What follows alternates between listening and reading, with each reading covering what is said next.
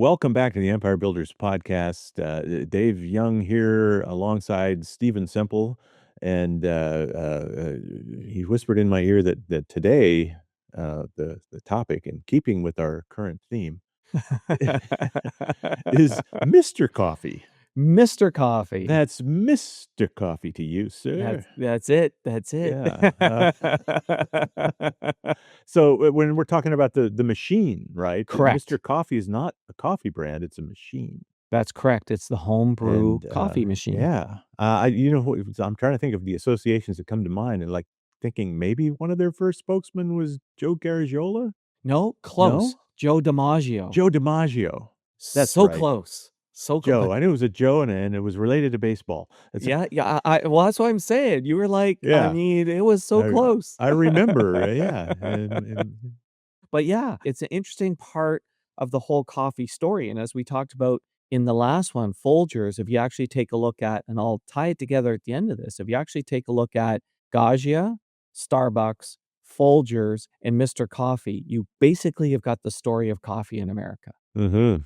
And it was actually after I was doing the research on Mr. Coffee, I went, holy smokes, here's how these four go together. This is really quite remarkable. So we'll touch base on that at the end. Can I make a guess as to Sure. the evolution of this? Because remember, we talk about when you're looking at innovation, right? Take a product, take a service, whatever it is, and remove friction, make it easier and better. Before Mr. Coffee was a thing, you had these percolators at home. I Yep. remember my mom would you had it's a metal pot that plugged into the wall and had a little light on it, and then when it's plugged in, it's on, and when it's unplugged, it's off. And, had a metal basket, like a stem up from the bottom that would shoot Yep.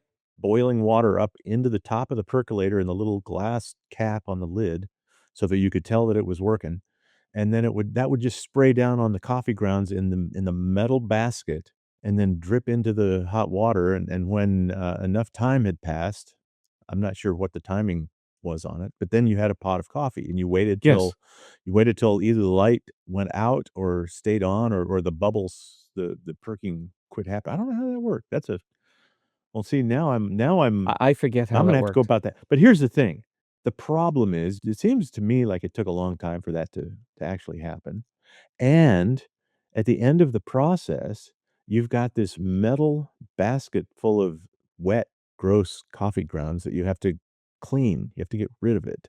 So you dump it in the trash, and now you've got wet coffee grounds in the trash, or you run it down the sink, and now you've got a plumbing problem. But Yep. those are problems that I think Mr. Coffee aimed to, Well, solve. and there's a problem you're also not even talking about is the coffee was not as good because Ah, of the fact that the water was too hot. The okay. ideal temperature to brew coffee is slightly below boiling. But to get a percolator to work, you've got to take the water up to boiling. The water's gotta hit boiling point at the base of the pot and then shoot Bingo. up the stem and Correct. rain down on the coffee, but it's too Correct. hot. It's too hot, so it's actually not as good, and this was what happened is Vince Marrotta was in Cleveland, Ohio in 1967. It's the origin of this, and basically, he's having coffee at home, he's having his Folgers coffee at home, made through a percolator, and it doesn't taste as good as the coffee that he can get out at restaurants. So it's the 1960s. Oh, like the bun machines, right? Bingo. Yeah. His job was he delivered equipment to restaurants, including the Bun-O-Matic. Okay. So it's the '60s, Dunkin' Donuts and places like that are rising. The coffee that you can get out of these Bun-O-Matic machines is better, and so here's Vincent at home going, "You know, my wife just brewed this pot of percolated coffee, and the stuff that I get when I'm out delivering these Bun-O-Matic machines to restaurants is better." Yeah. So, what does he do? Figures out what makes it better. He goes to the Bun-O-Matic and he tears it apart. Yeah. Now, he's not an engineer, so this is over his head.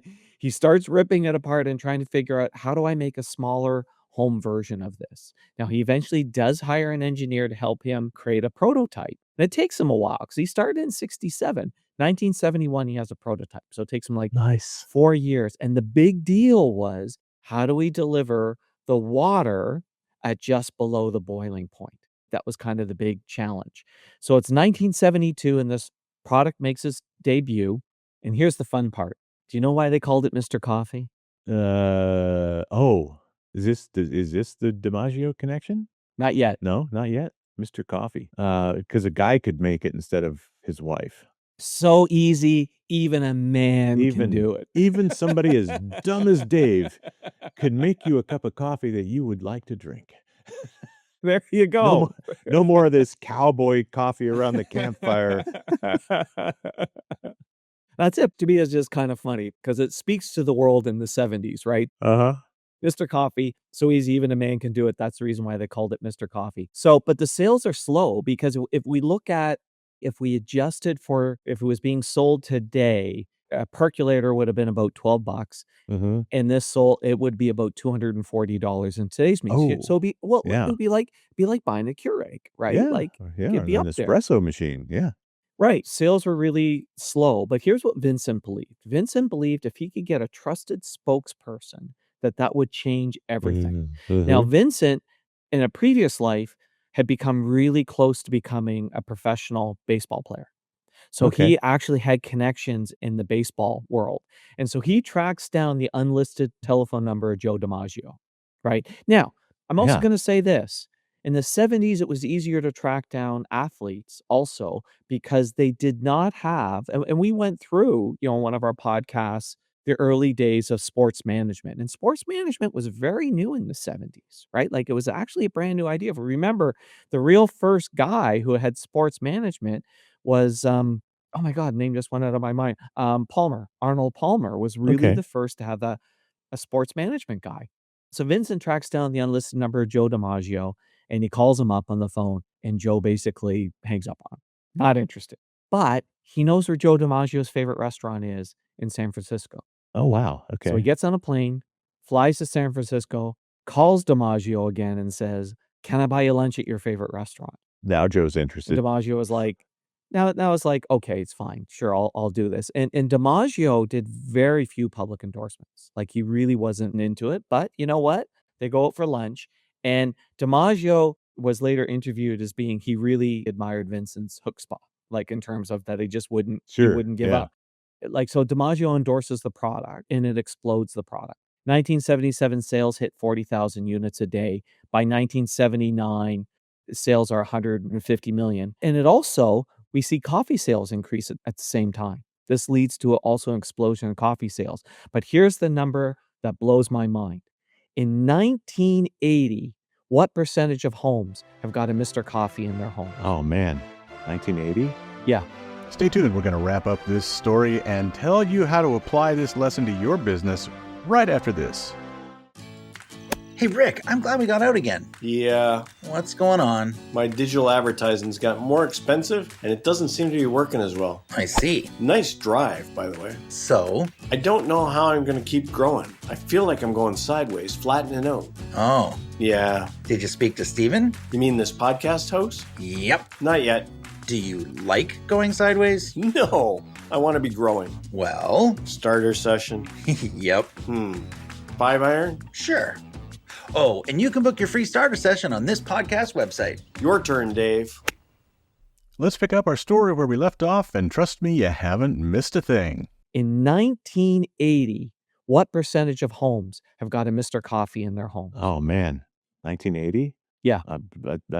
I'm trying to is this sort of the peak, or is this is Yeah, well, this is the peak in terms of because keep in mind, now you've got other people copying. In 1980, over 50% of homes Yeah, have got a Mr. Coffee machine. Like, not a home brewing machine, yeah. a Mr. Coffee. Well, That is a phenomenal penetration, and they as kept we know. innovating. Like, I remember the one that, my folks had the little not an alarm clock, but a timer. You could load it up at night, Yeah. and then Oh, it would right. have the Yeah. coffee ready at 7:20 or whatever time you decided that you were gonna be waking up and getting your Yeah. coffee. You didn't have to mess with it in the morning.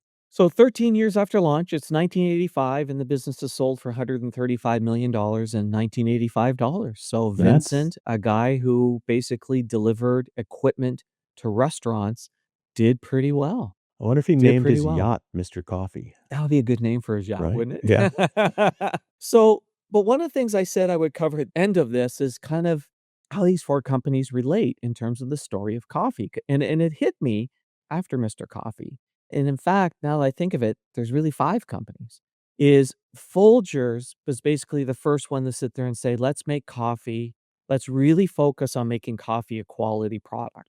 Let's roast it correctly, grind it correctly, package it in a way that it stays fresh, and deliver it so people can make a decent They cup of were the coffee on their first to own." lift it above the level of a commodity. Correct. Okay.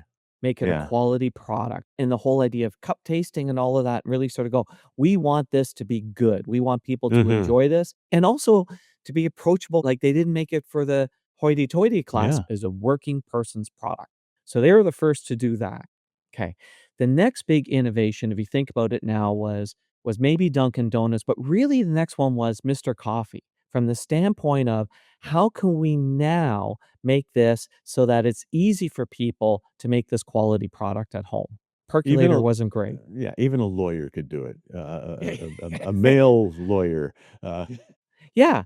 So we go from Folgers, and yes, the Bun-O-Matic and all these other things happen, and then it's Mr. Coffee brings it to home. Now, Gaggia, who's an old business, plays a role in this because Gaggia invents the modern espresso machine, mm, right? mhm.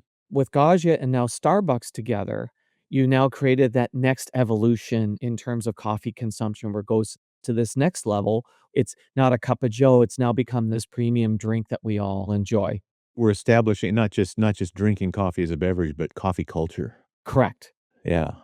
When you really look at the history of coffee, if you go Folgers to Mr. Coffee, then Gaggia and Starbucks, there's the history of the coffee business in terms of the United States. Okay. Very cool story. Yeah. And look, and when a product hits 50% of homes having that product, I mean, wow, that's a big deal. That is a huge penetration that Yeah. very, very few businesses reach. It's yeah, I mean, we see even in a local market, right, to reach 30% of your population Yeah. as your market share is kind of unheard of. Yeah. But, hats off to them. They made a product that delivered, Yes. that was easy, Yes. and actually fairly long lasting. Like, man, Mr. Coffee Machine, you can use the daylights out of it and then, change to something else and stuff it under the cabinet and pull it out a year later, and And it still works. it'll still fire up.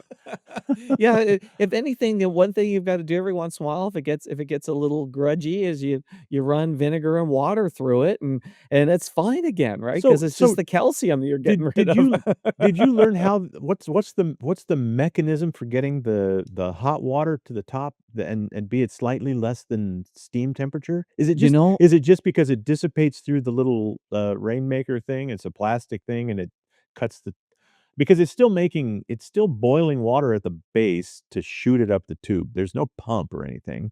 Yeah, I don't you know what? I don't know the answer to that question. I did not look into it. You get curious about these Oh, I things, do. Dave, And and then I'm like, "I have no idea, and I don't care." I can tell you, well, I think that's probably the same mechanism that Bun had, right? If you have a column of water and you blow a few steam bubbles at the bottom, you're gonna shoot some of that hot water out the top, Yeah. Yeah, and it's gonna go through the diffuser and rain down on the ground at a little bit less than enough less. yeah, and to me, probably the trick is how long the tube and things along that lines, Sure. but, yeah, I have no idea. I just drink the coffee. Well, see, it's because it's so simple, even a man can do it. That's it, right, And exactly. the man doesn't need to understand anything more than fill the water, put the coffee in the little filter thing, and then hit the go button. Right, and there's one thing I almost forgot. We mentioned this back in the last episode on Folgers. So remember how Folgers was number 2 in the marketplace, Mhm. Oh, how they tied to Mr. Coffee.